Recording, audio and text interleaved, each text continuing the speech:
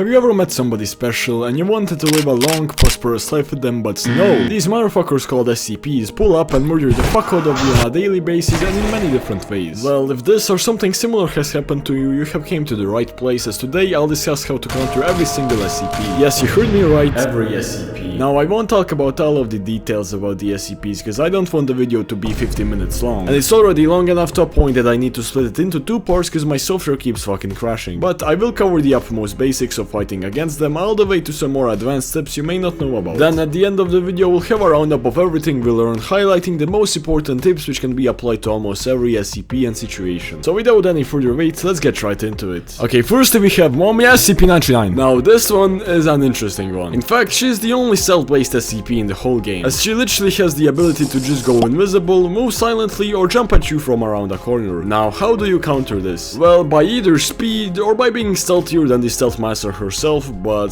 that's boring. Like, literally anyone can evade this SCP by using the classic run and close the door technique, and there's nothing she can do about it besides cope. Combine SCP-500's instant full heal and rapid generation with this, and you can literally just stare right into the 99's eyes as she takes 1000 hits to kill you. Especially if you use the adrenaline for additional HP, which by the way also allows you to survive and hold 99 pounds. Though, let's not only talk about her left click attack, but her special abilities as well. Firstly and most importantly, she has the Amnesia Cloud. This ability allows her to generate a cloud of amnesia. Anyone who enters the cloud will temporarily lose the ability to perceive her. Now unfortunately, if you're cluelessly wandering through the facility alone and you happen to step in a room with this cloud in there is nothing you can do. I mean, sure, you can hear the voices in your head getting louder, but they don't kick in instantly, so by the time you start hearing them, you're already gonna be dead. How do you avoid this? Well, it's best to stick in a group of people, or if you're alone, avoid the places where there's a high chance she'll be camping, like the gates when a new spawn may spawn, or light containment elevators at the start of the game. If you suspect she's hiddenly waiting to ambush you in a room, you can throw an item to trick her into thinking it's a player making noise. You can also just throw a grenade or send in an expendable personnel to check it out. When you're in a team and you encounter her in this cloud, after she starts swinging or taking damage, she will be visible to everyone, even if under amnesia. So just make sure to kindly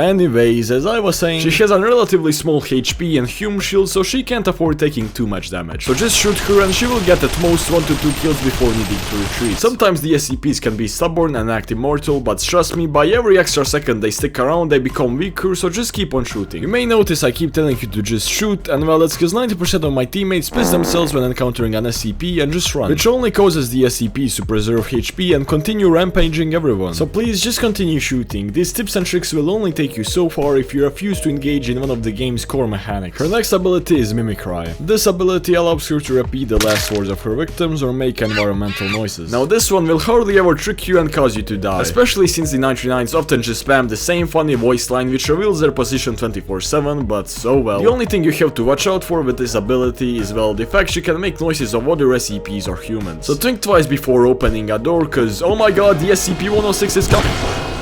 The best way to know if it's a real SCP-106 or not is by listening if his walking sound effects appear suddenly or have been slowly getting louder for the whole time. And the last ability she has is the Pounce. Now I'll try to keep this one short and simple, as I have already exceeded the talking budget for this SCP. Unless you wanna get pinned down and violated, be careful whilst taking sketchy corners or opening suspiciously closed doors. When the 99 is preparing to pounce, she breathes louder, so just use your ears or let your teammates go first like the gentleman you are. Or the most effective method of all, just slide to the side while opening the door, which will allow you to avoid any incoming ambush jumps. Okay, now we have some bonus but yet essential tips. You can maximize your chances of survival by wearing heavy armor, as it makes the hits required to kill you 4 instead of 3. Consuming adrenaline alongside with these 2 candies will grant you the invigorated status effect for a brief period. This status makes you immune to her amnesia effect. It's important to know that if you're already affected by amnesia, only adrenaline can remove the amnesia and provide the immunity effect. The candy's immunity effects won't work if taken after already suffering from amnesia. Her claw attack has an area of damage effect, which means you can take out multiple people close to each other quite fastly. So avoid being cramped with your teammates in tight corridors or elevators. Or at least if you're gonna spend a lot of time in elevators, use that opportunity to blow yourself up alongside the 99.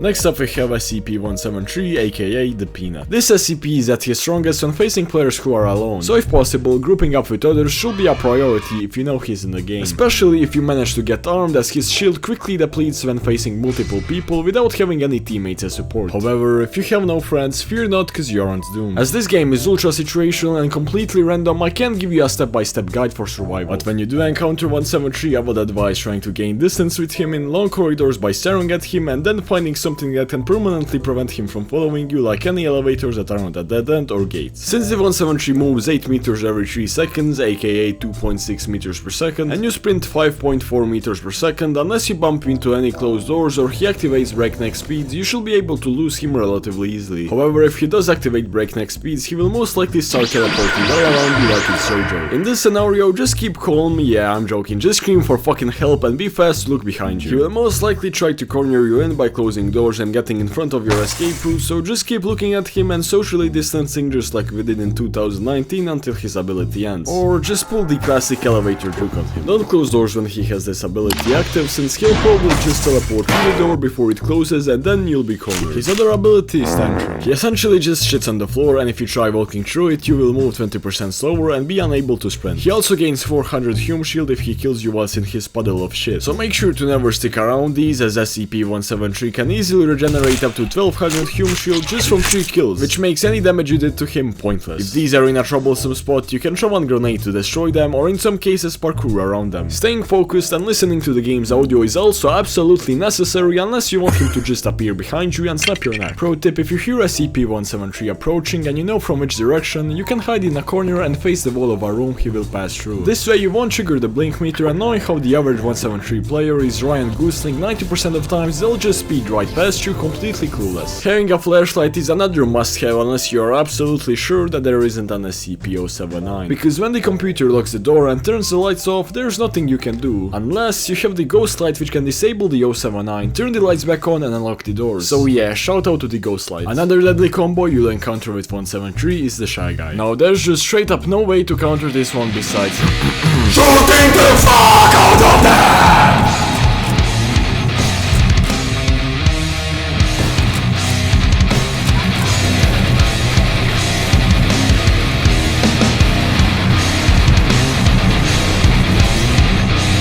Yeah, I think you get the point. Anyways, time for once again some bonus tips. If you have infinite stamina, you can essentially endlessly outrun 173 if you close the doors behind you without looking at him. You can know if you are within 173's next step range by looking at him and seeing if his name shows up. If you can see the 173's name, that means you are within the next step range and you should gain more distance immediately. His human shield, just like human armor, makes the weapons with less penetration do less damage. Whoa, look, it's been 7 minutes and you're still watching. That surely means you're enjoying the video, right?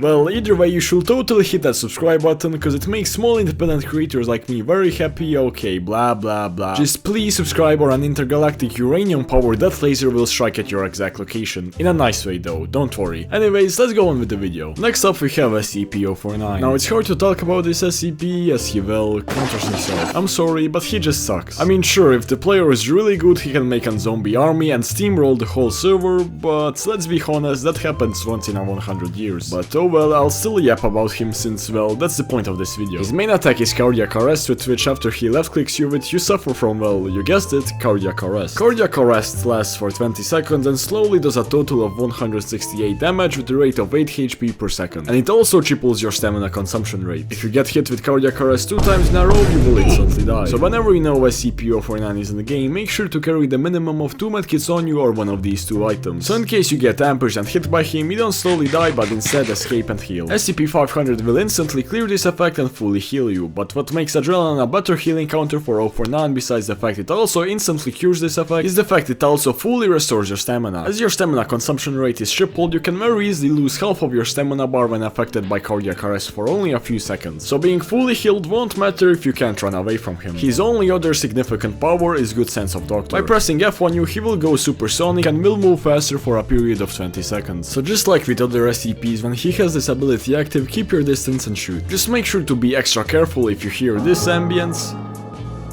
as that means you're the target of his good sense of doctor ability. This guy has the lowest total amount of HP and Hume Shield and is also one of the slowest SCPs in the game. So if your round group ever catches him being alone, make sure to absolutely violate him, as he'll be unable to do anything without the support of his teammates. If he is with his teammates, make sure to always focus shooting him if you can, as he'll have to fall back very fastly unless he wants to lose half of his HP. The only way this guy can damage any armed group of people that consists of more than 2 members is via ambushes. Now he can be quite good at those, as holy shit he often just straight up blends in with the walls. But if your team uses radios and actively updates each other on his location, you shouldn't have any issues with this. If your team unfortunately isn't intelligent enough to do this, then just like with 99, be very careful when entering rooms you are suspecting the 049 is in. He often waits behind doors so he can instantly touch you after you open them, but this can be easily avoided by quickly moving backwards after opening the door. Last thing I have to say about this is that if an SCP is ever seemingly friendly to you, don't trust him and run for your life even if you die, as he's 100% screaming at his 049 teammate to get his ass over there. Or well, you don't have to run if you wanna be a zombie. So after all of that, what did we learn? Well, if you want to kill an SCP, sticking together with your team and communicating is the most important thing you can do. You should always be on the lookout for additional medicine and ammo, as you never know when it could save your life. But what you need to understand is that upon encountering an SCP, the thing which determines your survival is not the items you carry, even though they do help a lot, but it's rather your ability to adjust to the given circumstances, aka knowing when to attack, when to keep your distance, and etc. These tips and tricks are only a cherry on top to help you with killing them. When you are a civilian class, sound and situational awareness will be your best friend, as you can predict the SCP's routes and avoid possible contact with them by quickly hiding in unexpected places. Make sure to use doors against the SCPs, as they are your only chance of losing them unless you have one of these items. If used correctly, these items can give you a guaranteed escape against literally every SCP by either completely blinding them or locking them in a room. But I'll go over them more specifically in the part 2 of this video, as that's where we talk about the 096 and 079 against which they work the best. Anyways, that will be it for the part 1 of this video. I don't usually split videos in 2 parts cause it's kind of gay, but it was necessary since my PC is literally exploding and I will have to speedrun a lot of stuff in order to release it within a reasonable time period. So yeah. Anyways, make sure to subscribe in order to not miss the part 2 of this video, cause it will be worth your time. Also, shoutouts to Macaron, Jukebox, Christio and Nemo for helping with the making of this video. If you wanna help out with future videos, see sneak peeks or engage with a really cool community, make sure to join my Discord server whose link is down below. Have a great day and I'll see you in the next video.